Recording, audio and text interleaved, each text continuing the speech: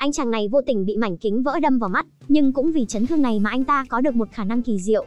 Cách đó vài bức tường, anh cũng có thể nhìn xuyên thấu thấy mọi vật, thấy cả nữ bác sĩ không mặc nội y và chiếc vòng vàng trên cổ, nhưng anh chỉ dừng lại ở đó, không thì sẽ thấy cả thứ không nên nhìn thấy.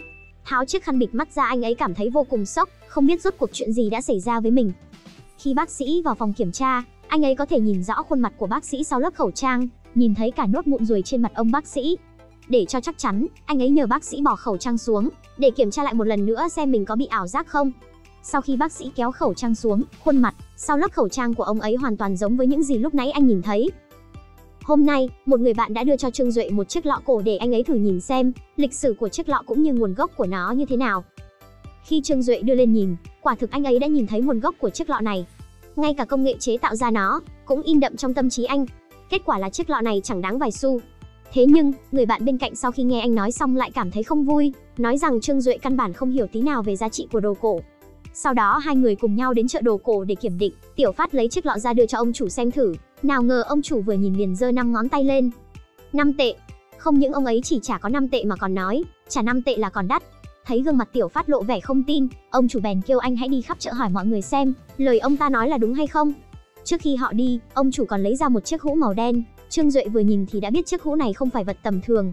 Màu của chiếc hũ dần dần mờ đi trong mắt anh, cho dù đã bị màu sắc của năm tháng che khuất đi màu sắc thật, nhưng anh vẫn có thể nhìn thấu nó, chiếc hũ này nhất định là đồ tốt.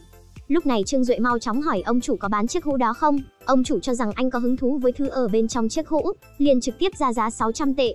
Ngay sau khi anh vừa mua được chiếc hũ, thì có hai người giàu có xuất hiện trước mặt. Bọn họ ra giá cho chiếc hũ là 1 vạn tệ rồi kêu cậu hãy suy xét. Trương Duệ liền tìm đến một nhà khảo cổ vật nổi tiếng để nhờ ông kiểm định. Đại thúc vừa nhìn liền biết, thứ đồ này không phải đồ tầm thường, lập tức muốn ra giá mua lại. Cậu nghĩ sao nếu như tôi ra giá 10 vạn tệ để mua lại nó? Cái hũ đen xì này mà ông bảo giá 10 vạn tệ hả? Nghe xong, đại thúc bèn tìm người mang theo vật dụng tới, lau sạch chiếc hũ. Qua một lúc, thì chiếc hũ đã trở lại về trạng thái vốn có của nó. Hóa ra, đây là chiếc hũ được các vương công quý tộc ngày xưa rất yêu thích, vào cuối thời vua Quang Tự. Trời đất, thứ bảo bối quý giá như vậy mà tôi bán có 600 tệ. Anh chàng giàu có lúc này liền ra giá 30 vạn tệ khiến cho ông chủ bán bình tiếc đến mức đứng ngồi không yên chạy tới nói với Trương Duệ. Huynh đệ à, cái này cậu mua mất có 600 tệ thế mà bây giờ giá của nó đã lên tới mấy chục vạn rồi đó. Nhưng điều không ngờ là anh chàng giàu có sau đó lại tiếp tục nâng giá của chiếc hũ lên 80 vạn tệ. Hai chàng trai trẻ này vừa mới vớ được một kho báu, mua chiếc bình chỉ với 600 tệ, trong chớp mắt lại kiếm được 80 vạn tệ. Quả thực là số tiền lên đến hàng vạn này thì Tiểu Duệ chúng ta sau này có thể trở thành người giàu được rồi. Vì để chắc chắn nó không phải là mơ, Tiểu Phát lại mở điện thoại ra một lần nữa để kiểm tra, thì cậu phát hiện số tiền trên điện thoại được cộng tới 20 vạn tệ. Sao thế? Không phải cậu nói có tiền rồi sẽ đi trả tiền thuê nhà hay sao? Bây giờ có rồi còn gì? Nhưng đây là tiền của cậu mà, tôi không thể lấy nhiều như vậy được. Gì mà của tôi, cứ cầm đi. Hóa ra Trương Duệ đã chuyển cho Tiểu Phát một số tiền lớn, để cậu trả hết tất cả những nợ nần của mình. Vậy nên, bây giờ số tiền trong tay họ đã chẳng còn thừa lại bao nhiêu nữa. Sau đó hai người tiếp tục đi tới phố đồ cổ thêm một lần nữa. Trương Duệ nhìn ngắm thật kỹ, liền nhìn thấy trong tay của ông chủ nọ có một món đồ tốt, cậu nhanh chóng kích hoạt năng lực của mình, xác nhận quả thực món đồ này là một loại đồ cổ rất có giá trị. Trương Duệ tới hỏi mua lại thì ông chủ nói, đây là món đồ bảo vật quý giá, vừa mở miệng đã ra giá 80 vạn tệ. Này, nó có đáng giá không thế? Tôi đã lên mạng tra thử rồi, thứ như thế này, bình thường giá của nó sẽ dao động ở khoảng từ 70 vạn đến 400 vạn tệ. Nếu như món đồ này là thật thì chúng ta lãi to rồi. Cuối cùng qua trả giá họ mua lại được chiếc đĩa với giá 59 vạn tệ. Trương Duệ ngay lập tức đem tới cho người khảo cổ vật xem. Thế nhưng đại thúc vừa nhìn liền nói Trương Duệ lần này đã quá hấp tấp rồi. Trương Duệ nghe xong thì liền gấp gáp hỏi món đồ này chẳng lẽ là đồ giả sao? Đại thúc liền trả lời món đồ này là đồ thật, tuy nhiên lịch sử của nó không cố định. Chiếc đĩa này chỉ có phần đáy là chính thống được làm từ long tuyền, còn những phần khác thì đều được làm từ thời nhà Tùy. Thời nhà Tùy á, đồ của thời này không có giá trị mấy đâu. Loại đồ cổ được chắp vá này chỉ dùng để lừa những thanh niên trẻ thiếu hiểu biết về đồ cổ mà thôi. Trương Duệ hiểu ra rằng chỉ dựa hết vào năng lực mà không gia tăng kiến thức cho bản thân là không được. Sau đó, anh quyết định mua rất nhiều sách nghiên cứu về đồ cổ để bản thân trau dồi kiến thức. Đúng lúc đó cậu nhận được điện thoại của đại thúc mời đến buổi triển lãm ở phố cổ. Còn ăn mì gì nữa, mau đi thôi. Những người ở đây đều là những người lão luyện trong ngành đồ cổ. Đột nhiên lúc này, Trương Duệ đứng lên muốn mua bức tranh giả mà tất cả mọi người đều khinh bỉ. Thế nhưng trên người cậu lúc này chỉ còn có 3 vạn tệ nên đã bị ông chủ từ chối. Cậu muốn mua cái gì cơ chứ? Ra cửa đi về phía bên phải có mấy quán hàng rong, chắc chắn kiểu gì cũng có món đồ phù hợp với tiền trong túi cậu. Thế nhưng Trương Duệ vẫn nhất quyết muốn mua lại bức họa. Hóa ra cậu sử dụng năng lực của mình và tìm được bí ẩn ẩn giấu sâu bên trong của nó. Dù sao bức tranh cũng không bán được, vậy nên ông chủ Mã liền ra tay giúp Trương Duệ. Cuối cùng cậu đã thành công mua được bức họa. Ông chủ Mã rất tò mò tại sao Trương Duệ lại khăng khăng muốn mua bằng được bức tranh giả này, nhưng anh không hề giải thích. Chỉ mời ông chủ Mã đi tới nhà đại thúc cùng mình kiểm tra bức tranh. Đại thúc vừa nhìn bức tranh liền cho rằng bức tranh này vẽ đúng là không tệ. Hơn nữa, giấy dùng để vẽ nó cũng không phải là loại tầm thường, nếu như có người hứng thú, vậy thì cũng có thể bán được với giá 2,3 vạn tệ. Thế nhưng Trương Duệ liền nói, anh cảm thấy cách trang trí của bức họa này rất kỳ lạ, nếu là một bức họa bình thường chắc chắn sẽ không vẽ theo kiểu thế này. Nghe xong đại thúc mới kiểm tra kỹ càng lại một lần nữa, quả nhiên sau khi thực hiện một số thao tác, từ một bức tranh ban đầu đã biến thành 2 bức tranh. Bức họa này được sử dụng phương pháp 2 lớp để tạo lên, bức tranh vẽ ở lớp bên trên được dùng để che giấu và bảo vệ cho bức tranh phía dưới. Tác giả của bức tranh là Đường Bá Hồ, một họa sĩ nổi tiếng thời nhà Minh vẽ. Tiểu Phát nghe xong liền tới hỏi đại thúc giá của bức tranh này. Bao nhiêu năm ta cũng chưa từng được gặp tác phẩm nào của Đường Bá Hồ, giá của nó chắc cũng phải lên tới hàng chục triệu tệ. Bao nhiêu cơ? Nghe xong ông chủ Mã lúc này đã bắt đầu kích động liền muốn mua bức tranh với giá 15 triệu tệ. Thế nhưng lúc này Trương Duệ vẫn chưa hài lòng lắc đầu. Vào lúc ông chủ Mã chuẩn bị tăng giá, Trương Duệ đã trực tiếp đưa ra con số. Nếu như ngài thật sự muốn mua bức tranh này, vậy thì tôi sẽ bán cho ngài với giá 5 triệu. 5 triệu thật sao? Người anh em. Sau khi nói xong cậu còn bảo, coi như bán cho ông với giá rẻ như vậy, để báo đáp ân tình 3 vạn tệ lúc nãy ông đã cho cậu vay để mua nó. Đại thúc thấy Trương Duệ không những không tham lam, tính cách lại trọng tình trọng nghĩa nên rất hài lòng. Còn nói, cậu có con mắt nhìn đồ cổ rất giống một người tên Phùng Quân ở Liễu Trai. Năm đó Phùng Quân cứu được một con rùa, vì để báo ơn nó đã tặng cho Phùng Quân một đôi mắt nhìn thấu vạn vật. Hôm nay, Trương Duệ nhận được một cuộc điện thoại mời đám cưới của người bạn học cũ. Trên đường đi anh phát hiện ra đất ở nơi này dường như đã bị thay mới. Tò mò anh bèn dùng năng lực của mình để kiểm tra. Quả nhiên phát hiện ra ở đây có một hang động, hơn nữa bên dưới còn ẩn giấu một ngôi cổ mộ. Thế nhưng đội tìm kiếm cổ vật đã đào bới một tuần trời, cũng không tìm ra bất kỳ điều gì. Nhưng Trương Duệ chỉ cần liếc mắt một cái đã tìm ra được vị trí của chiếc hang. Thấy vậy đội khảo cổ vô cùng kích động mời anh cùng tham gia tìm kiếm. Vừa bước vào hang, bọn họ rất kinh ngạc khi nhìn thấy bức tranh bên trong không hề bị phá hỏng, dù đã trôi qua một thời gian rất dài, đến cả một chút màu cũng không hề bị phai đi. Trước giờ chắc chắn chưa từng có một ai tới đây, nhưng khi họ đi vào càng sâu bên trong đường hầm, thì một lần nữa cảnh sát không cẩn thận dẫm vào một cơ quan. Trương Duệ ngay lập tức kích hoạt năng lực, phát hiện bên trong này có quan trùng trùng vô cùng nguy hiểm. Khi anh vừa kéo nữ cảnh sát sang một bên, thì có vô số những mũi tên từ trong cạm bẫy được bắn ra. Cũng may hai người nhanh chóng né kịp, nếu không đến ngay cả cái mạng nhỏ cũng không thể giữ được. Vượt qua rất nhiều nguy hiểm khó khăn, mấy người bọn họ mới tới được trước cửa chính của ngôi mộ. Nhưng không may, khi một giáo sư lại đụng trúng phải một cơ quan khác, khiến cho Trương Duệ và nữ cảnh sát bị rơi xuống một căn hầm. Căn hầm này hoàn toàn khép kín, đã vậy trên tường còn có cả những bức tượng rất đáng sợ. Vào lúc hai người đang không biết phải làm như thế nào, đột nhiên những bức tượng xung quanh phun ra rất nhiều cát, mục đích muốn chôn vùi họ. Lúc này Trương Duệ tiếp tục kích hoạt siêu năng lực, phát hiện phía dưới đống cát có một chiếc cần kéo. Trương Duệ dùng hết sức mình kéo chiếc tay cầm khiến cho cánh cửa bên cạnh mở ra. Thứ hiện ra trước mắt họ lúc này là một căn phòng khác. Mấy người bọn họ đều vô cùng kinh ngạc khi bên trong khắp nơi đều là cổ vật, hơn nữa còn có cả loại chuông đồng cổ đại. Và tất nhiên chiếc quan tài nằm ở giữa chính là chủ nhân của tất cả những thứ này. Khi những nhà khảo cổ đang vất vả kiểm tra cổ vật, thì Trương Duệ chỉ đứng yên và nhìn ngắm. Người này có lẽ chính là người đầu tiên sở hữu đôi mắt của anh, Phùng Quán. Từ trong ngôi mộ bọn họ cũng tìm thấy những ghi chép của Phùng Quán. Trương Duệ kìm nén sự vui mừng trong lòng. Khi trở về, Trương Duệ liền tới xin bức ảnh chụp lại phần ghi chép mà Phùng Quán đã ghi lại. Vị giáo sư kia không biết gì liền lập tức đồng ý với thỉnh cầu của anh. Hiển nhiên là đối với anh lúc này, đây chính là bảo vật. Trương Duệ dựa theo chỉ dẫn ghi chép trên bức ảnh, tập trung tinh thần, cuối cùng anh phát hiện ra, con mắt hoàng kim của mình có thể nhìn thấy những vật xa tận mấy km. Hơn nữa còn nhìn rõ sự vận hành của vật chất xung quanh. Trương Duệ bắt đầu tiến hành phân tích toàn diện, cuối cùng khai mở được thêm một phần năng lực khác nữa của con mắt hoàng kim này. Vào lúc anh đang vô cùng vui vẻ thì Tiểu Phát bên này đã gây ra chuyện lớn. Tên nhóc nghèo này ăn mặc giống như người giàu có, tới tham gia buổi bán đấu giá cổ vật, nhưng không cẩn thận va vào nơi cất một chiếc bình cổ khiến nó bị vỡ. Đã vậy ông chủ còn nói chiếc bình đó đã được người ta đặt mua, giá cả cũng đã được định sẵn hết rồi. Tiểu Phát sau khi nghe chiếc bình là loại đồ gốm nhữ rất nổi tiếng từ thời Chiến Quốc, nghe xong cậu căng thẳng cực độ hỏi lại ông chủ. Thời Chiến Quốc đã có gốm nhữ rồi sao? Thời Chiến Quốc thì làm gì có gốm nhữ chứ, đây là món đồ được làm ra ở thời hiện đại. Tiểu Phát sau khi nghe món đồ này chỉ là hàng thủ công mỹ nghệ thì vui đến phát điên, anh nhanh chóng ngồi xuống và nói mình sẽ đền tiền món đồ này. Thế nhưng tới khi ông chủ lấy ra hợp đồng mua bán thì thật sự khiến cậu không tin vào mắt mình. 200 vạn tệ. Này ông chủ, ông không phải là đang đùa tôi đấy chứ? Ông đây là đang muốn lừa tôi đấy à? Thì đúng là tôi đang lừa cậu mà. Ăn phải cú lỗ vốn lớn tới như vậy, Tiểu Phát liền chán nản gọi cho người anh em tốt của mình là Trương Duệ. Hôm sau hai người lại cùng nhau đi tới quán bán đồ cổ một lần nữa, vì để báo thù cho người anh em của mình. Trương Duệ trực tiếp lấy ra 200 vạn tệ đặt cược với ông chủ, nói rằng trong vòng 1 giờ cậu sẽ tìm ra được một thứ đồ có giá trị lớn nhất trong tiệm này, nhưng nếu như không tìm ra, cậu sẽ tặng 200 vạn tệ này cho ông chủ luôn. Còn nếu cậu tìm ra thì món đồ đó phải đưa cho cậu miễn phí. Ông chủ nghe xong thì vui vẻ đáp ứng, bởi vì ông biết rằng trong tiệm của ông chẳng có món đồ cổ nào trị giá lên tới mức 200 vạn cả.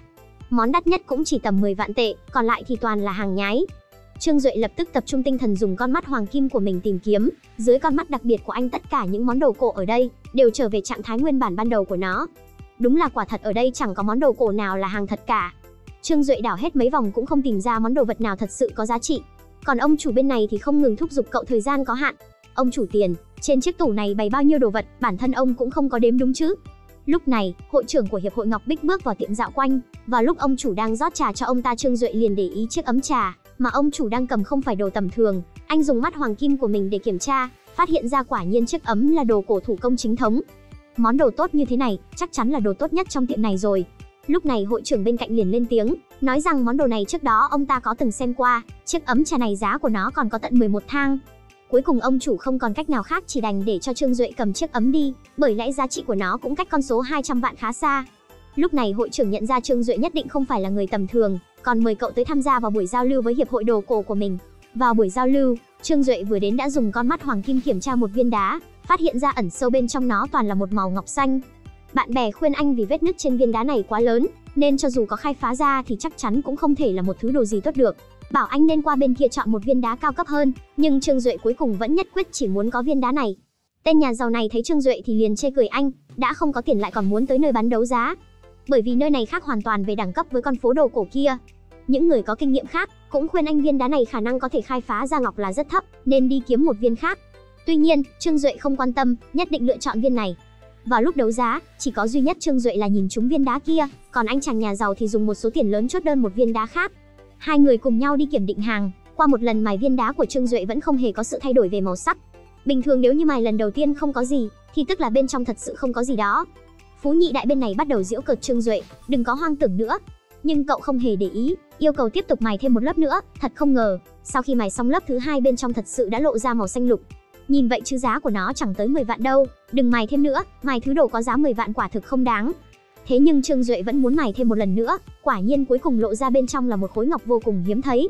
Mấy ông chủ có mặt tại đây vui vẻ phấn khích ra giá cho khối ngọc là 18 triệu tệ. 3 vạn đổi về 18 triệu quả là không tệ. Ông chủ Từ, đến lượt kiểm chứng viên đá của anh rồi đó.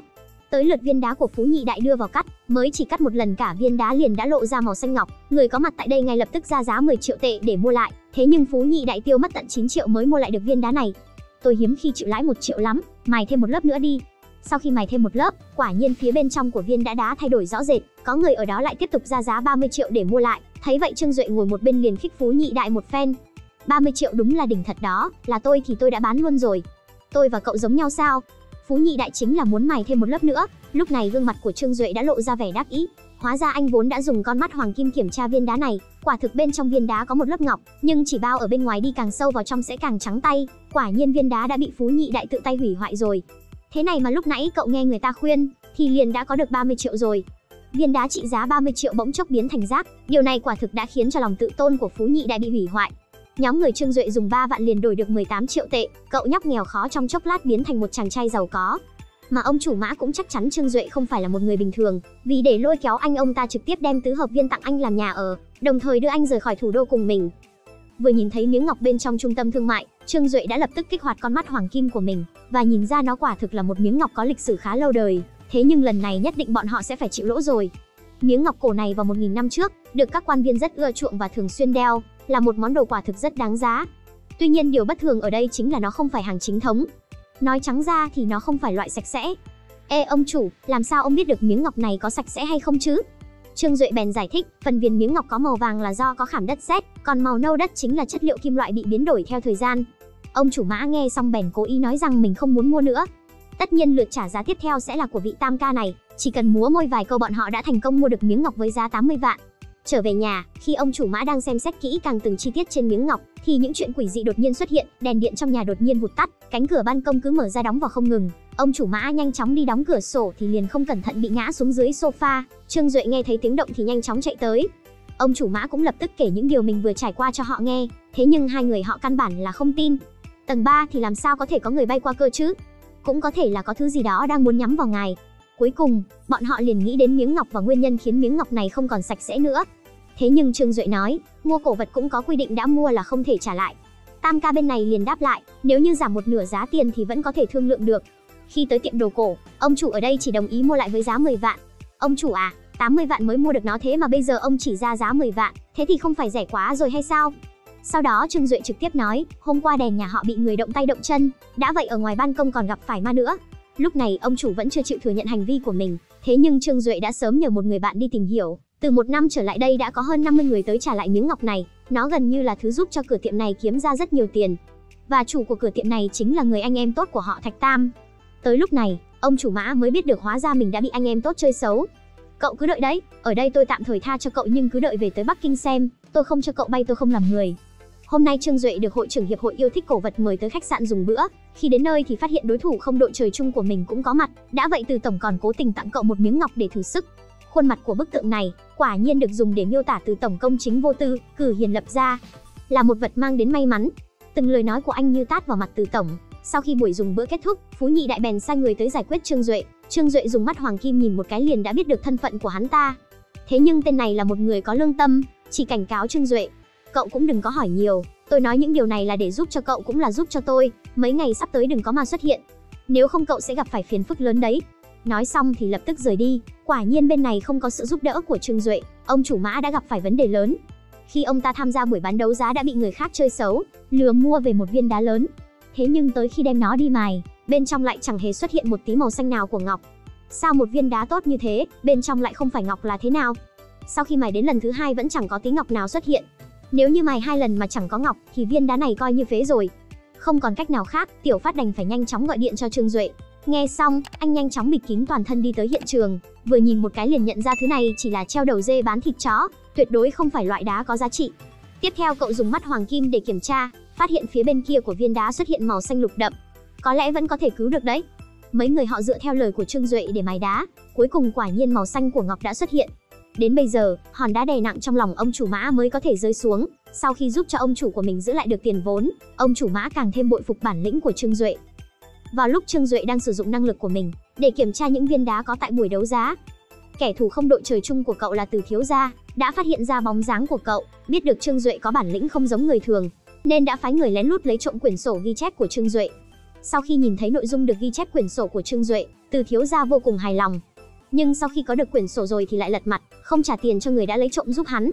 Sau khi biết được bộ mặt thật của Từ thiếu gia, anh ta chỉ đành đi nương nhờ phía Trương Duệ. Niệm tình anh ta trước kia đã tha cho Trương Duệ một mạng, nên Trương Duệ rất nhanh liền đáp ứng thỉnh cầu.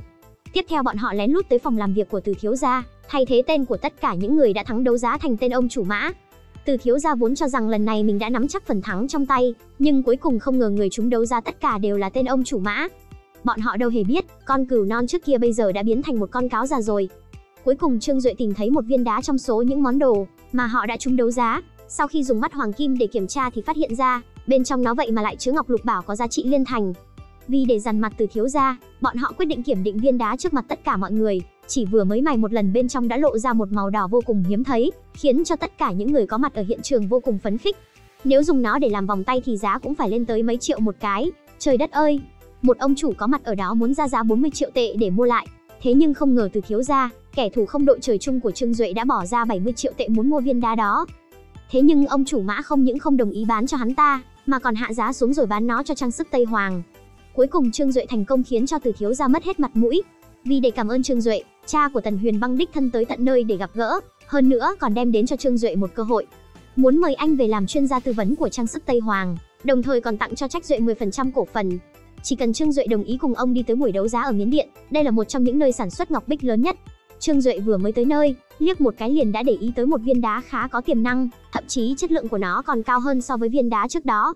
Cho dù cả hai đều là loại ngọc bích, nhưng đẳng cấp của viên này thật sự không thể so bì. Vào lúc Trương Duệ đang chăm chú quan sát, có một vị phu nhân tới muốn xin ý kiến của anh. Sau khi được Trương Duệ cho một vài lời khuyên thì vị phu nhân liền lập tức rời đi. Vào lúc bán đấu giá, Trương Duệ đã ra quyết định sẽ lấy viên đá này. Anh nói với Tần tổng, hãy lựa chọn viên đá số 129. Ấn tượng của tôi đối với viên đá đó chính là màu sắc đậm của nó. Thế nhưng lớp vỏ ngoài lại có chút nhô lên. Tuy rằng nó nhìn qua thì giống như một viên đá tầm thường, nhưng lấp ló dưới lớp xương trắng chính là một màu tím. hơn nữa dường như còn có cả màu vàng. Khả năng rất cao khi khai phá sẽ ra được loại ngọc lục bảo cao cấp. Phía bên này vị phu nhân kia hỏi người đàn ông viên đá số 129 như thế nào. Nhưng người đàn ông chỉ lắc đầu, ông ta căn bản không nhìn thấy chút giá trị nào của viên đá đó cả. Sau đó, trong lúc đấu giá Tần tổng từ đầu đến cuối đều quyết tâm muốn mua viên đá số 129. Thế nhưng, vào lúc Trương Duệ vừa quay đầu liền nhìn thấy vị phu nhân kia đang ngồi ngay trước mặt, bà ấy chính là Hồ Dung, người đã sở hữu viên ngọc lục bảo lớn nhất của Myanmar. Vì muốn có thể trở nên nổi bật nhất trong buổi đấu giá lần này, Tần tổng quyết định khai phá viên đá trước mặt tất cả mọi người. Quả nhiên vừa mới chỉ mài một lần viên đá tầm thường số 129, vậy mà bên trong lộ ra chính là ngọc lục bảo cao cấp. Loại đá giống như viên số 129 này, xác suất là ngọc lục bảo cực kỳ thấp, nó đại khái giống y như những viên tầm thường bán ở ngoài chợ vậy. Nhưng mà có đem đi làm đồ trang sức thì cũng được mấy bộ chứ.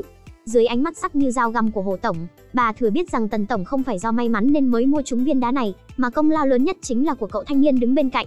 Sau khi buổi đấu giá kết thúc, Hồ tổng không hề quan tâm đến Tần tổng ở trước mặt, trực tiếp tới mời mọc Trương Duệ. Cậu thanh niên này, không biết là cậu có hứng thú muốn về mỏ ngọc lục bảo nhà chúng tôi xem thử không? Tôi? Cái này cậu cũng đừng lo, anh Tần không phải là một người nhỏ mọn đến vậy đâu, chắc chắn anh ấy sẽ không ngăn cản cậu kết giao với nhiều bạn bè mới, đúng chứ? Sau đó, Hồ tổng đưa Trương Duệ đi tới khu vực khai thác ngọc bích để dạo một vòng. Khi vừa mới xuống xe, Trương Duệ đã bắt gặp, ở một mỏ khai thác bị bỏ hoang gần đó có một viên đá. Hơn nữa tất ngọc lục bảo ở ngọn núi này đều là loại có giá trị vô cùng cao. Anh nhanh chóng tới gặp Hồ phu nhân, khuyên bà không nên vội vã bán mỏ khai thác đó đi, còn khẳng định nơi đó sau này nhất định có thể giúp bà kiếm được một mớ tiền lớn. Thế nhưng Hồ phu nhân vẫn không dám vì một câu nói của cậu mà mạo hiểm. Dù vậy Trương Duệ vẫn rất bình tĩnh nói ra cách suy nghĩ của mình. Ngay từ đầu cậu đã nhìn rõ dáng vẻ ban đầu của những viên đá ở đó, dáng vẻ bên ngoài trông giống y như những viên được cất trong phòng thực nghiệm, thế nhưng lại bị đoàn đội nghiên cứu có kinh nghiệm lên tới 10 năm vứt hết ra bên ngoài, giữ lại bên trong đều là những viên đá không có giá trị mấy. Nói chung thì, chuyện phát hiện ra một viên đá có chất lượng là chuyện tốt. Thế nhưng tại sao lại không đi thông báo, ngược lại còn đem đá tốt vứt hết đi? Lúc này Hồ phu nhân ngay lập tức hiểu ra sự tình đằng sau. Có người không muốn cho tôi biết đến sự tồn tại của chúng. Chẳng trách mỗi ngày đều có người mua tới thúc giục bà bán đi mỏ đá. Sau đó Trương Duệ đề xuất muốn cùng Hồ phu nhân đi khai quật mỏ đá. Bà lập tức đồng ý, nhưng đối với Trương Duệ bà vẫn chỉ cho rằng cậu dùng mánh khóe để lừa mình. Trong lòng bà không hề tin mình bị phản bội. Vì vậy bà sai người đi tìm Lão Châu tới đối chứng, thế nhưng cuối cùng vẫn muộn một bước. Con gái Hồ phu nhân đem tất cả những gì Trương Duệ và mẹ trò chuyện nói cho Lão Châu biết. Lão Châu nghe xong thì mặt biến sắc đưa theo con gái Hồ phu nhân rời đi. Đúng lúc đó Hồ phu nhân nhận được một cuộc điện thoại. Lúc này bà mới nhận ra con gái mình đã bị người ta bắt cóc, hơn nữa còn đe dọa bà mau chóng ký giấy bán đi mỏ khai thác. Nghe xong mấy người nhanh chóng lên kế hoạch. Trương Duệ cùng nữ cảnh sát giả làm khách trà trộn vào casino. Trương Duệ dùng con mắt hoàng kim của mình, thành công dụ được tên chủ mưu ngồi xuống cùng mình đánh bạc. Còn nữ cảnh sát đóng giả làm nhân viên phụ vụ, sau một hồi tìm kiếm cuối cùng cũng tìm thấy và cứu người thành công.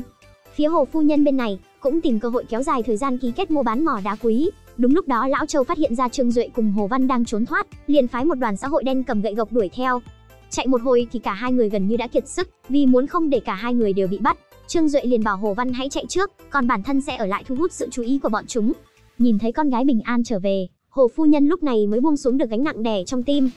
Nhưng ngay sau khi nghe tin Trương Duệ có thể lành ít dữ nhiều, thái độ của Hồ phu nhân lại chẳng thay đổi gì.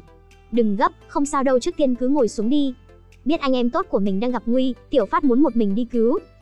Bên này nữ cảnh sát đã cứu được Trương Duệ chạy đi, vì sức lực lúc này của anh đã không còn. Nữ cảnh sát chỉ đánh dấu anh qua một bên, còn bản thân một mình thu hút hết sự chú ý của địch. Nhưng dù võ công có giỏi cũng phải sợ dao súng. Nữ cảnh sát tới tận lúc bị đánh ngã xuống đất cũng quyết không giao Trương Duệ ra. Kết cục là nữ cảnh sát bị bọn người kia mang đi, còn Trương Duệ gặp lại được người anh em tốt của mình.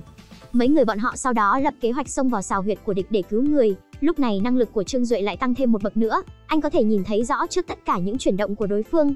Chỉ đi vài đường quyền Trương Duệ đã đánh bại mấy kẻ canh gác, thành công cứu được nữ cảnh sát. Vào lúc bọn họ tưởng rằng có thể thành công cứu người rồi rời khỏi, thì phát hiện ra những kẻ ở đây đã dự tính được hết kế hoạch của họ. Chúng bắt anh em của Trương Duệ làm con tin. Tao nên chơi bộ phận nào của mày trước đây nhỉ, mắt hay là đầu luôn? Sau khi tất cả đều đã bị bắt thì được đưa đến trước mặt ông chủ. Mà tên này là một tên lập dị, muốn dùng súng để trêu đùa mạng sống. Từng người trong số họ lần lượt đưa súng lên đầu bắn đều không có đạn. May mắn thay tới lượt của Trương Duệ, thì người của con gái Tần tổng là Tần Xuân Băng tới cứu kịp thời. Nhờ vậy mà anh nhặt lại được một mạng. Để cảm ơn ơn cứu mạng của cô, Trương Duệ vui vẻ đồng ý cùng Tần Xuân Băng đi dạo phố. Đúng lúc này họ vô tình nhìn thấy một khúc gỗ cổ. Ngay lập tức Trương Duệ liền sử dụng đôi mắt hoàng kim của mình để kiểm tra món đồ. Sau khi kiểm tra xong anh lập tức tiêu tốn 4 vạn tệ để mua khúc gỗ. Đến khi về nhà Trương Duệ phát hiện ra bên trong khúc gỗ cất giấu một tờ bản đồ. Tiểu Phi từng là lính, nên vừa nhìn đã biết tấm bản đồ này là loại ngọc bản đồ, vô cùng quý giá. Vì kho báu quá lớn không thể mang theo nên mới cất giấu đi, rồi vẽ ra tấm bản đồ này. Trương Duệ cùng mấy người đi tới địa điểm được chỉ dẫn trên tấm bản đồ để xem thử, nhưng khi đi tới một khoảng đất trống, Trương Duệ đột nhiên cảm thấy dưới chân mình dường như dẫm phải một thứ gì đó. Sau khi dùng mắt hoàng kim để kiểm tra vậy mà phát hiện ra, đây chính là một kíp nổ mìn được lắp đặt từ rất lâu trước kia, hơn nữa nút kích hoạt lại được đặt không ổn định, bất kỳ lúc nào cũng có khả năng phát nổ. Cũng may anh mang theo Tiểu Phi, người từng là một quân nhân, nên biết rất nhiều cách phá bom mìn. Tiểu Phi gọi nữ cảnh sát đem tới một viên đá, đợi tới khi chân của Trương Duệ vừa thả ra khỏi nút mìn, thì lập tức đặt viên đá ké lên chỗ đó. Nhưng nữ cảnh sát vì để cứu Trương Duệ đã tự lấy chân mình thế chỗ. Cô làm cái gì vậy hả? Đây là mìn đó. Được rồi, đừng có nói nữa. Cũng may mìn này được lắp đặt đã lâu, nên cuối cùng không có vụ nổ nào xảy ra. Rất nhanh đám xã hội đen kia đã tìm ra mấy người bọn họ, vì để đảm bảo sự an toàn của bạn đồng hành, Trương Duệ chỉ đành nói ra mục đích thật của bọn họ cho lũ người kia, còn nói bản thân mình có thể nhìn thấy thứ mà người thường không thể nhìn thấy. Thế nhưng tên cầm đầu làm gì tin lời anh nói. Để chứng minh, Trương Duệ chỉ đành tập trung tinh thần sử dụng đôi mắt hoàng kim của mình, rồi kiểm tra hình xăm trên người của tên đại ca. Tôi thấy có một vết thương, có phải là nó có từ khi anh còn nhỏ đúng không? Câm miệng, có phải anh từng bị cha mình đánh đập, phải không? Cho nên bây giờ anh mới lựa chọn con đường này. Tao nói mày câm miệng đi mà. Trương Duệ đưa đại ca tới nơi tìm kiếm báu vật đang được cất giấu. Anh ấy có một đôi mắt có thể nhìn thấy vạn vật, vì thế nên Trương Duệ đã có thể nhìn thấu được mọi thứ có bên trong miếng gỗ cổ. Rất nhanh sau khi kiểm tra anh đã bỏ 4 vạn tệ để mua lại khúc gỗ. Nhưng không ngờ rằng đang lúc chuẩn bị tiến hành tìm kiếm kho báu, thì bị mấy tên xã hội đen bắt được. Chúng dùng bạn bè của anh làm con tin, sau đó bắt Trương Duệ phải đi tìm báu vật. Thế nhưng những gì mà Trương Duệ đã nhìn thấy thì chắc chắn kho báu đang nằm dọc trong phạm vi con suối ở gần đây. Tên đại ca nghe xong thì lại đột nhiên vô cùng tức giận. Bởi vì từ nhỏ hắn ta đã sống ở đây, vốn dĩ nơi này chẳng có con suối nào hết. Vì để chứng minh bản thân đúng, Trương Duệ lại một lần nữa sử dụng con mắt hoàng kim, nhìn thấy ở cách chỗ họ không xa có một viên đá ghi chữ Khê, suối. Nhưng dù thế nào tên đại ca cũng không tin, hắn ta liền phái 2 thuộc hạ của mình đi kiểm tra. Quả nhiên đúng như những gì mà Trương Duệ nói, lúc này tên đại ca mới buông lỏng cảnh giác. Mà trong quá trình sử dụng con mắt hoàng kim để tìm kiếm, Trương Duệ cũng phát hiện ra một sơn động bị nấp sau những tán cây. Mấy tên thuộc hạ theo như lời Trương Duệ nói xông vào trong sơn động kiểm tra. Tất cả bọn họ đều phát hiện bên trong đó được cất giữ toàn là vàng. Vào lúc bọn chúng đang vui vẻ thu thập số vàng, thì Trương Duệ chậm rãi đi tới trước một tảng đá, sử dụng đôi mắt của mình nhìn thấy phía bên trong cùng có một chiếc hộp sắt. Khi anh vừa lấy được chiếc hộp ra thì phía bên ngoài bị xả súng. Trong lúc hai băng phái xảy ra hỗn chiến, có vô cùng người phải chết, thì Trương Duệ lại nhân cơ hội đó lấy được ống tre cất giấu trong hộp sắt. Thế nhưng thật không ngờ từ đâu bay tới một lượng lớn bom đạn được ném tới. Vì mấy người bọn họ đều chưa hề có sự chuẩn bị trước nên đều bị bất tỉnh. Ống tre kia cũng cứ thế mà bị cướp đi. Nữ cảnh sát lúc này cố dùng hết sức lực còn lại của mình để gỡ mặt nạ của người kia ra, không ngờ rằng người đó chính là bạn của bọn họ, Tần Xuân Băng. Đến khi Trương Duệ tỉnh lại thì phát hiện ra bản thân đã đang ở nhà rồi, nhớ lại tất cả những ký ức tốt đẹp của mình mà Tần Xuân Băng, Trương Duệ không thể ngờ rằng người hại anh lại chính là người mà anh thích. Mà cảnh cô ta tới cứu bọn họ ở hang ổ của xã hội đen, cũng chính là do cô ta âm mưu. Chuyện này gây nên sự đả kích vô cùng lớn đối với Trương Duệ. Sự tín nhiệm giữa người với người ngay từ đầu căn bản đã không hề có rồi, chẳng còn gì mà tôi có thể tin tưởng được nữa. Thật sự tôi chịu không nổi nữa rồi. Vì để giảm bớt sự tổn thương mà người con gái kia đem lại cho mình, Trương Duệ quyết định cùng với đội khảo cổ đi tới Nội Mông Cổ để giải sầu. Thế nhưng đến khi tất cả mọi thứ gần như đã được chuẩn bị xong xuôi, thì người bản địa dẫn đường đột nhiên nuốt lời. Có thuyết phục thế nào ông ta cũng không chịu đưa bọn họ đi tiếp. Lúc nào cũng khai thác, lúc nào cũng đào bới. Các người có biết là cỏ ở trên thảo nguyên cần phải dùng nguồn nước ở trên trời cùng với nguồn nước ngầm ở dưới lòng đất để sinh sống không? Thậm chí sau đó họ còn liên tục nói ra những lời lẽ khó nghe. Cuối cùng họ đưa ra một thử thách, nếu như đội khảo cổ nào có thể quật ngã dũng sĩ của tộc họ, thì họ sẽ đồng ý đưa đội khảo cổ đó đi tìm cổ vật.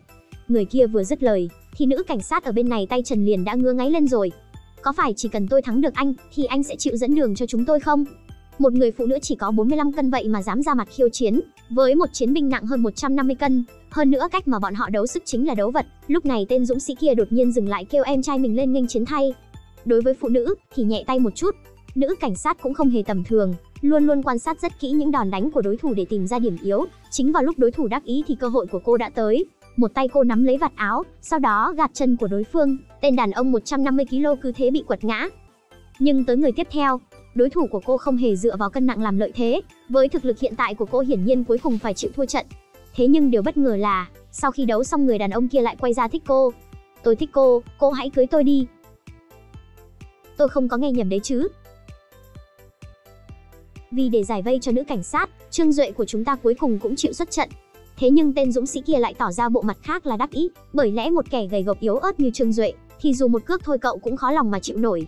Sau một hồi nói chuyện hai người cuối cùng cũng đồng ý thách đấu. Nếu như cậu có thể thắng tôi, vậy thì tôi sẽ dẫn các người đi, còn nếu như cậu thua vậy thì phải lùi về phía sau cho đáng mặt đàn ông. Đúng như dự đoán, Trương Duệ không đời nào là đối thủ của người đàn ông kia, thế nhưng anh ấy có con mắt hoàng kim. Từ trên cơ thể người kia phát hiện ra phía chân hắn có một vết thương. Sau khi đã nắm được điểm yếu của đối thủ, Trương Duệ liền tìm cơ hội hành động. Chính vào lúc dũng sĩ vác Trương Duệ lên, anh liền nắm lấy cơ hội đạp vào vết thương cũ của anh ta, khiến anh ta ngã khuỵu.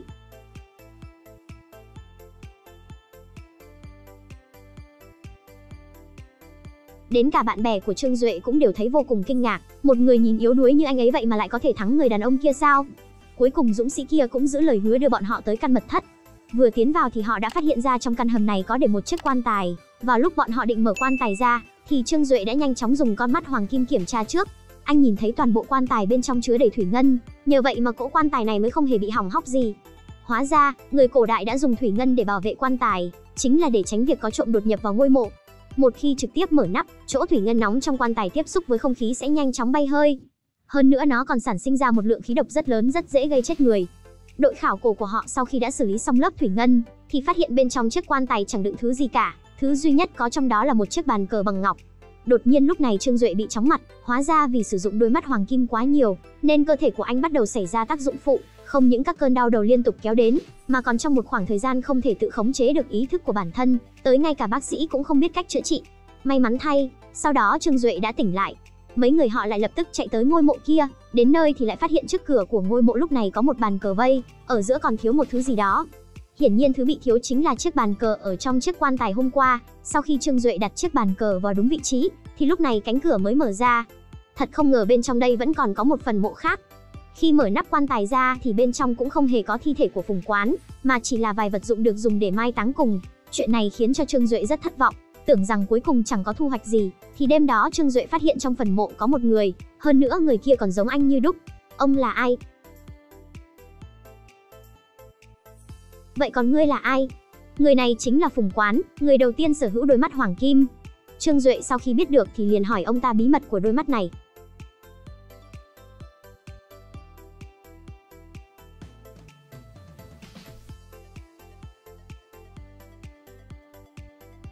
Ngươi sẽ không muốn biết đâu. Anh ấy có một đôi mắt có thể nhìn thấu tất cả, chỉ cần liếc mắt một cái tất cả những thứ bên trong quan tài đều được anh nhìn thấu, thậm chí đến cả nguyên tố, nhưng cũng vì năng lực đó mà khiến anh ấy bị tác dụng phụ tới mức không khống chế nổi bản thân. Món ăn mà tất cả mọi người đều thấy rất mặn, chỉ có duy nhất Trương Duệ lại chẳng có phản ứng gì, thậm chí anh còn chẳng cảm nhận được tí mùi vị nào. Thấy Trương Duệ như vậy, bạn bè đều thấy vô cùng hoài nghi, nhưng bản thân cậu biết rõ, thân thể mình đã bắt đầu xuất hiện vấn đề. Hôm nay, từ trong ví của Trương Duệ tìm thấy tờ giấy ghi chép về đôi mắt hoàng kim. Sau đó chạy tới chất vấn Trương Duệ rốt cuộc đã xảy ra chuyện gì. Dưới sự tra hỏi gắt gao của bạn mình, Trương Duệ cuối cùng cũng chịu nói ra sự thật. Bản thân anh là ngoài ý muốn có được đôi mắt hoàng kim, thế nhưng cũng vì đôi mắt này mà nó cũng đã giày vò bản thân anh rất đau đớn. Tôi chỉ hy vọng bản thân có thể may mắn một chút, sống được thêm 3 đến 5 năm. Tiểu Duệ. Đúng vào lúc này, Tần Xuân Băng cũng tìm tới trả lại cho anh những tư liệu về đôi mắt của Phùng Quán. Trương Duệ hy vọng có thể từ đây tìm ra được thứ gì đó, nhưng dù anh đã xem cả nửa ngày trời, thì cũng không tìm ra được phương pháp chữa được tác dụng phụ của con mắt hoàng kim. Ngoài ra, anh còn phát hiện Phùng Quán sau khi có được con mắt hoàng kim, trong cơ thể ông đã bị biến đổi, ông ấy còn bị mất đi cả 5 giác quan. Những năm tháng sau này của ông ấy cũng vô cùng bi thảm. Chính vào lúc anh ấy đang vô cùng tuyệt vọng, thì Cổ Gia Gia gọi điện tới và nói muốn gặp mặt cậu. Hơn nữa còn nói bản thân biết một vài chuyện liên quan đến Hoàng Kim Đồng. Thế nhưng khi Trương Duệ đến nơi thì phát hiện, Cổ Gia Gia đã bị ai đó giết hại. Sau đó Trương Duệ phát hiện trong điện thoại của Cổ Gia Gia có một đoạn tin nhắn đã được đọc, là một tin nhắn hẹn Đại Thúc ra ngoài gặp mặt. Mà tên ra tay rất có thể chính là tên này. Vào lúc Trương Duệ tìm đến người kia lại vô cùng bình tĩnh nói rằng mình không phải là hung thủ, mà ông ta cũng nhận được một đoạn tin nhắn y như của Cổ Gia Gia. Đến khi ông ấy tìm đến nhà, thì Cổ Gia Gia đã qua đời rồi. Lúc này ông ta biết rằng có người đang đợi vu khống mình, nên lập tức nhanh chóng rời khỏi hiện trường. Thấy Trương Duệ không tin, ông ta liền kể câu chuyện của ông Trương Duệ và Cổ Gia Gia năm đó cho cậu nghe. Hóa ra năm đó, ông nội của anh đã thay Cổ Gia Gia đi khảo cổ, bố của ông ta cũng đi cùng. Ai ngờ vừa lúc xuống dưới thì phần mộ đột nhiên phát nổ, bố của ông ta bị thương rất nặng, hơn nữa cơ thể còn đột nhiên bị biến đổi, không chỉ bị đau đầu không dứt, mà còn mất đi cả 5 giác quan. Sau khi quay về nước thì phát hiện ra mình có được con mắt hoàng kim. Hơn nữa trong một khoảng thời gian ngắn đã tích lũy được một số tiền rất lớn, miếng ngọc bội kia vốn dĩ có 5 miếng, ông ta hiện tại đã thu thập được 1 miếng. Ông ta nhờ Trương Duệ kiểm tra miếng ngọc bội này, Sau khi anh kiểm tra thì phát hiện, tuy rằng miếng ngọc này được làm từ loại ngọc rất phổ biến, thế nhưng điều đặc biệt lại nằm ở miếng đá màu đen nằm sâu bên trong miếng ngọc. Mặc dù nó chỉ là một mảnh thiên thạch tự nhiên, nhưng mà nó lại nằm bên trong miếng ngọc bội, mà không hề có bất kỳ sự xung đột nào xảy ra.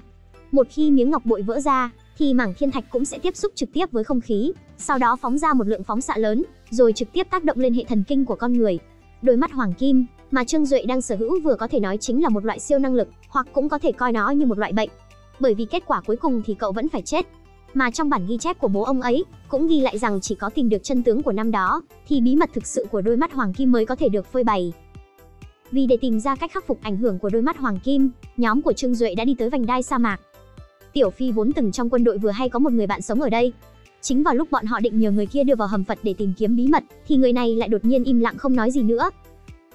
5 tháng không bỏ sót ai, cái eo với cái chân này của tôi, mấy năm gần đây hầu như đã phế rồi. Với cả cũng 2 năm rồi tôi chưa đi vào sa mạc. Ngay cả cậu con trai nhiệt tình muốn giúp đỡ nhóm Trương Duệ, cũng bị ông ta mắng không cho đi. A Lai mau đi thu dọn chuẩn bị ăn cơm thôi. Nhưng may mắn thay dưới sự kiên trì giải thích của Tiểu Phi, người đàn ông cuối cùng cũng đồng ý nói ra sự thật của năm đó. Hóa ra vào ngày 15 tháng 8, năm đó ông ấy từng nhìn thấy có người đi tới hầm Phật của họ, nhưng tới khi ông ấy đi theo vào bên trong lại phát hiện bên trong lúc này chỉ còn toàn những tượng Phật đã bị vỡ nát. Khi ông ấy dùng tay chạm vào bức tượng thì đột nhiên mặt đất rung lên, cuối cùng ông ấy quá sợ hãi mà chạy ra ngoài. Từ đó đến nay đã 24 năm, hầm Phật chưa từng xuất hiện trở lại, mà người đàn ông đi vào trong căn hầm đó cũng biến mất không dấu vết. Chính vì vậy người địa phương ở đây đều coi nơi đó như là cấm địa, không ai được phép đi vào.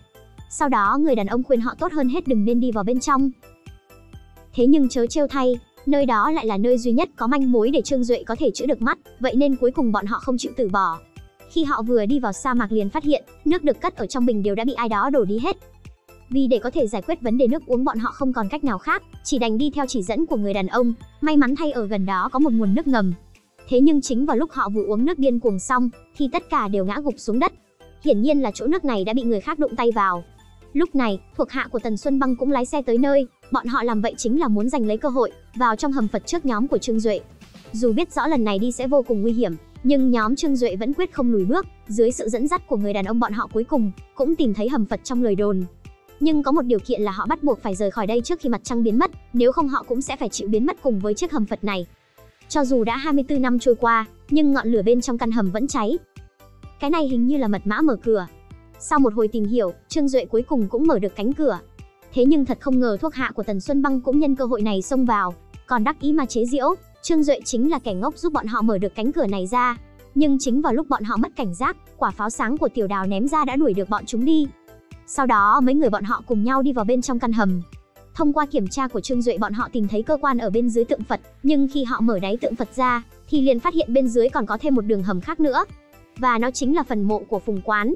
Dựa vào ghi chép của tấm bản đồ, nhóm của Trương Duệ đi đến một hẻm núi. Thế nhưng cảnh vật của nơi này lại hoàn toàn khác với nơi cất giữ phần mộ. Và thứ bất thường nhất ở đây là chiếc đồng hồ mặt trời này. Phùng Quán không chỉ để lại cho bọn họ một bài toán khó, mà còn để lại cho họ một bài văn phải đọc bằng tiếng Hán cổ. Trên đó còn có một vài manh mối mà Phùng Quán để lại cho đời sau. Rất nhanh Trương Duệ đã tìm ra đáp án. Cả một ngày biểu thị là 12 giờ đêm, đây chính là đáp án. Vào lúc Trương Duệ khởi động chiếc đồng hồ, thì ngọn núi phía trước cũng xuất hiện một chiếc hang động. Mà nhóm người kia cũng đã đợi từ xa muốn đi lên trừ khử Trương Duệ. May mà Tần Xuân Băng đã kịp thời xuất hiện, vì để bảo vệ Trương Duệ, cô cuối cùng cũng nói hết cho anh biết về kế hoạch của bọn họ. Sau khi nghe xong, bọn họ liền nhanh chóng hành động. Khi đi vào trong ngôi mộ, bọn họ cảm giác rằng nơi này như là được nối với các không gian khác nhau. Ngay cả người luôn tự tin vào con mắt hoàng kim như Trương Duệ cũng trở nên mơ hồ. Bên trong có tới 8 con đường dẫn tới hầm mộ khác nhau, và chỉ có duy nhất một con đường là dẫn tới hầm mộ thật.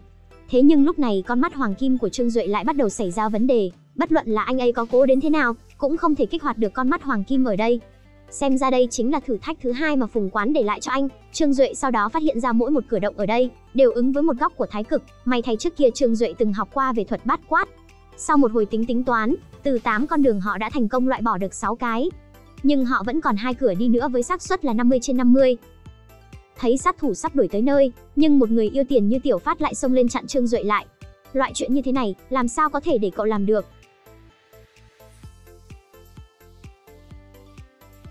Còn nhớ chứ, tôi chính là phúc tinh của cậu đó.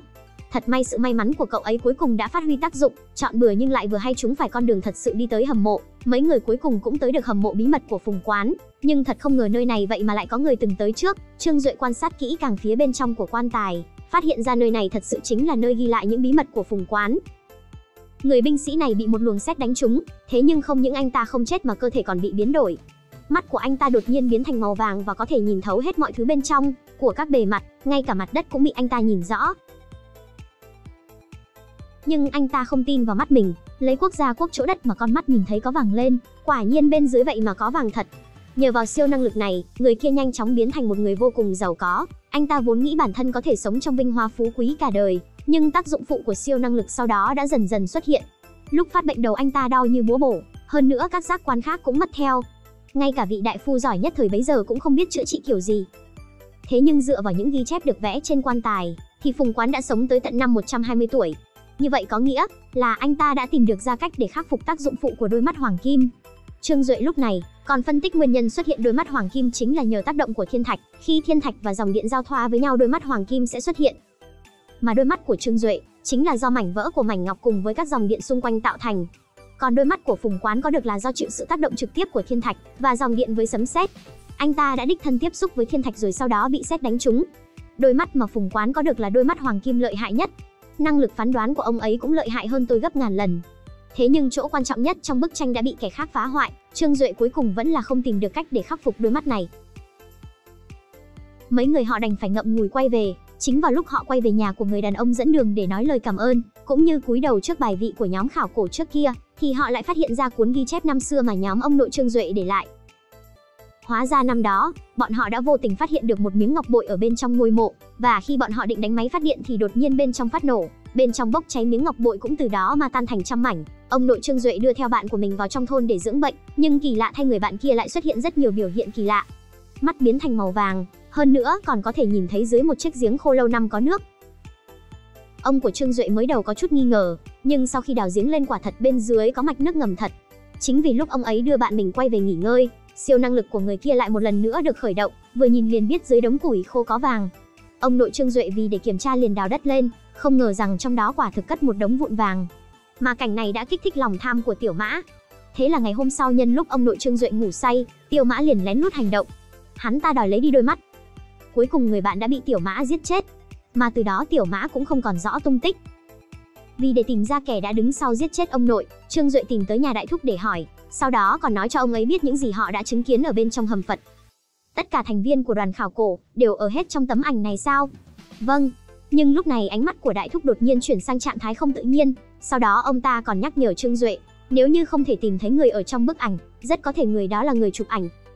Sau khi hiểu rõ sự việc, Trương Duệ cùng nữ cảnh sát cùng nhau đi điều tra quê hương của người tên Tiểu Mã kia. Thì liền phát hiện ra, sau khi Tiểu Mã giết hại ông nội Trương Duệ xong thì liền chạy tới Lan Châu làm việc, hơn nữa còn mở một công xưởng gia công ngọc bích, điều đặc biệt là họ còn tra ra Tiểu Mã có quen biết với Tần tổng. Thế nhưng khi được hỏi đến, Tần tổng lại ra sức phủ nhận, sau đó nói vì chuyện xảy ra quá lâu rồi nên ông ấy đã không còn nhớ nữa. Vì bị phía cảnh sát nhúng tay vào, phía Tần tổng lúc này vô cùng lo lắng, cuối cùng chỉ đành hẹn gặp Tiểu Mã ra để nói chuyện. Thế nhưng không ngờ, những điều mà ông ấy nói đều đã bị con gái Tần Xuân Băng nghe thấy hết. Vì để giúp đỡ Trương Duệ, Tần Xuân Băng đã đóng giả làm nhân viên phục vụ, rồi tới nghe lén chuyện bí mật giữa Tiểu Mã và bố mình. Chỉ cần lấy được miếng ngọc bội đó, thì chuyện sống chết của Trương Duệ sẽ không còn quan trọng nữa. Sau đó Xuân Băng đem chuyện này nói cho nhóm người Trương Duệ biết, nhưng vì vẫn chưa có chứng cứ xác thực, bọn họ vẫn chưa thể nào ra tay bắt được Tần tổng. Vì để tìm ra chứng cứ, Tần Xuân Băng dẫn theo Tiểu Đào đột nhập vào nhà của Tần tổng, thế nhưng vẫn không tìm được gì. Không những vậy còn bị Tần tổng nhìn rõ toàn bộ kế hoạch, khi ông ta quay về nhà kiểm tra thì phát hiện chứng cứ vẫn còn, nhưng khi chuẩn bị rời đi thêm một lần nữa thì bị Tần Xuân Băng tới dí dao vào cổ.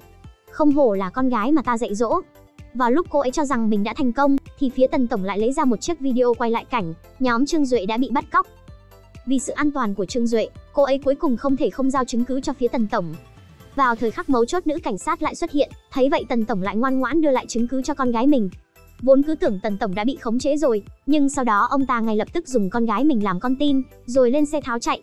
Tới khi nữ cảnh sát chạy tới phòng làm việc của Tần tổng tìm, thì ông ta đã biến mất rồi, mà bên Trương Duệ cũng điều tra được một chút manh mối. Khi anh định mang theo tài liệu tới nhà hỏi đại thúc, thì một người vốn rất nhiệt tình như đại thúc lại không chịu mở cửa nghênh đón. Xin lỗi cháu, hôm nay ta bị cảm rồi không thể tiếp khách, ngày khác hãy tới nhé. Trong lúc còn đang thắc mắc không hiểu lý do tại sao, Trương Duệ nhận được một cuộc điện thoại. Trương Duệ, cậu nghe cho rõ đây, đại thúc của cậu đang nằm trong tay tôi, mang cuốn sách ghi chép của Trang Khải Minh tới cho tôi ngay. Tới tận lúc này Trương Duệ mới để ý, cánh cửa nhà của Trương Duệ đã bị mở ra từ đời thuở nào rồi. Vì để cứu đại thúc, Trương Duệ chỉ đành làm theo lời Tần tổng nói. Bên này, nữ cảnh sát cũng đưa theo các thành viên của đội cảnh sát và chuẩn bị hành động. Vào lúc Trương Duệ chuẩn bị đưa cuốn sổ của mình ra thì cảnh sát ập vào, nhưng Tần tổng lúc này đã nhắm thẳng súng vào người Trương Duệ, vì để bảo đảm sự an toàn của Trương Duệ, đại thúc liền chạy lên chặn trước mặt anh. Nếu như ông dám làm hại thằng bé thì phải bước qua xác của tôi đã. May thay, vào lúc Tần tổng chuẩn bị bóp cò, nữ cảnh sát đã ra tay bắn trước. Dù đã được giải quyết, nhưng tung tích của Tiêu Mã thì vẫn không rõ. Cái chết của bố khiến cho Tần Xuân Băng nhớ nhung mà mân mê cây gậy của ông ta. Nhưng không ngờ rằng từ đó cô ấy phát hiện ra một chiếc bút ghi âm, sau đó cô ấy liền đem nó giao cho Trương Duệ. Tôi cần cậu đi bắt cóc một người. Ai? Là đại thúc. Lão Mã, tôi thật không hiểu, anh không sợ thân phận của mình sẽ bị bại lộ sao? Không, tôi đã nghĩ kỹ rồi, chỉ có làm như vậy thì thân phận của tôi mới càng được che giấu kỹ hơn. Hóa ra hung thủ thật sự phía sau lại chính là đại thúc mà Trương Duệ luôn kính trọng, Tiểu Mã năm đó chính là đại thúc. Sau khi nghe xong, Trương Duệ quả thực không dám tin vào những gì mình đã nghe được. Không, chuyện này thật sự quá hoang đường rồi. Chính vào lúc anh ấy định đi tìm đại thúc để đối chất, thì phát hiện ra ông ta vốn dĩ không còn ở trong nhà. Nhưng món đồ mỹ nghệ mà ông ta thích nhất vẫn còn để trên bàn. Trương Duệ tập trung tinh thần sử dụng đôi mắt hoàng kim để nhìn nó, thì ra con dao này chính là thứ năm đó ông ta dùng để giết hại ông nội của anh. Sau khi nhìn xong, Trương Duệ lúc này hầu như đã chắc chắn đại thúc chính là Tiểu Mã. Cái này nhất định là do đôi mắt này lừa tôi, không thể nào, nhất định là đang lừa tôi rồi. Không thể nào. Mặc dù Trương Duệ vẫn chưa hề dám tin, nhưng đại thúc đã chạy ra nước ngoài trước rồi. Vì để dụ cho ông ta lộ diện, nữ cảnh sát đã vạch ra kế hoạch dùng Trương Duệ làm con mồi, sau đó một mẻ bắt gọn ông ta. Thế nhưng đại thúc đã liên kết với đám xã hội đen địa phương, cho người bắt Trương Duệ và Tiểu Đào lại. Đối mặt với người thầy mà mình luôn kính trọng, Trương Duệ tức giận chất vấn ông ta tại sao lại làm như vậy. Thế nhưng mặt của ông ta lúc này vẫn rất dửng dưng. Đôi mắt có thể nhìn thấu vạn vật, nhưng mà lại không thể nhìn thấu chứng cứ đã được bày ra trước mắt mình. Vậy thì tôi đây biết làm gì hả? Hóa ra những nguy hiểm mà Trương Duệ gặp phải đều là do ông ta sắp xếp. Ông ta cũng đã biết những bí mật về đôi mắt của Trương Duệ, và mục đích cuối cùng của ông ta chính là muốn có được đôi mắt hoàng kim của anh. Đôi mắt này đã thay đổi vận mệnh của cậu, cũng đã thay đổi cuộc đời của những người liên quan đến nó, tất nhiên là bao gồm cả ta nữa. Ngay cả Tiểu Đào luôn giúp đỡ Trương Duệ, cũng là người do ông ta cài vào làm nội gián. Sau khi sắp xếp xong, ông ta liền bảo bác sĩ hãy chuyển đôi mắt của Trương Duệ sang cho mình. Để tôi xem, không còn đôi mắt hoàng kim nữa sau này cậu sẽ biến thành dáng vẻ như thế nào. Tôi không còn đôi mắt hoàng kim, thì tôi vẫn là Trương Duệ. Khi họ chuẩn bị thực hiện phẫu thuật, thì cảnh sát từ đâu ập tới. Đại thúc nhanh chóng chĩa súng về phía Trương Duệ, nhưng lại bị trúng một phát súng chí mạng của cảnh sát. May thay trước khi cuộc phẫu thuật xảy ra, Trương Duệ đã được cứu. Mọi người sau đó cùng nhau tụ tập chúc mừng anh ấy. Thế nhưng Trương Duệ lại không hề vui vẻ chút nào, vì dù đôi mắt hoàng kim có thể cho anh ấy tiền tài, nhưng cũng khiến anh ấy mất đi rất nhiều thứ. Sau đó anh ấy quyết định phẫu thuật để lấy đôi mắt đó ra. Bạn bè khuyên Trương Duệ có biết bao nhiêu người sống chết muốn có được nó, nếu lấy ra rồi thì anh sẽ chẳng còn gì cả. Nhưng dường như Trương Duệ cuối cùng đã hiểu ra được cái gì đó. Anh ấy đã tìm ra cách để khắc phục đôi mắt hoàng kim, hóa ra chính là trực tiếp từ bỏ nó. Như vậy thì mọi triệu chứng trên người anh ấy sẽ biến mất. Nhìn Trương Duệ kiên định như vậy, bạn bè cũng ủng hộ quyết định của anh. Mọi người cùng nhau đưa Trương Duệ vào phòng phẫu thuật. Lúc này Tiểu Phát từ bên ngoài nhận được một cuộc điện thoại. Cảnh sát nói không thấy đại thúc đâu, sau khi ông ta bị cảnh sát bắn trúng ngày hôm qua. Dưới sự sắp xếp của Tiểu Đào, ông ta đã lén lút phẫu thuật cấy ghép đôi mắt hoàng kim. Đại thúc, cuối cùng chú cũng sắp có được thứ mà chú muốn rồi. Chính vào lúc cuộc phẫu thuật được tiến hành, thì cơ thể của đại thúc bỗng nhiên có phản ứng lạ, hơn nữa các chức năng của cơ thể bắt đầu yếu dần. Mà Tiểu Đào lúc này cũng nhận được một cuộc điện thoại thần bí. Phẫu thuật không được tốt cho lắm, nhưng đừng lo, tôi nhất định sẽ mang ngọc bội trở về. Sau đó tất cả những kẻ phạm tội đều bị bắt, miếng ngọc bội cũng bị thất lạc. Bộ phim còn nhiều điều chưa được giải đáp, có lẽ còn có phần 2. Hãy bấm theo dõi kênh để khi nào có phần 2 thì mình sẽ thông báo nhé. Xin chào và hẹn gặp lại các bạn ở các video lần sau.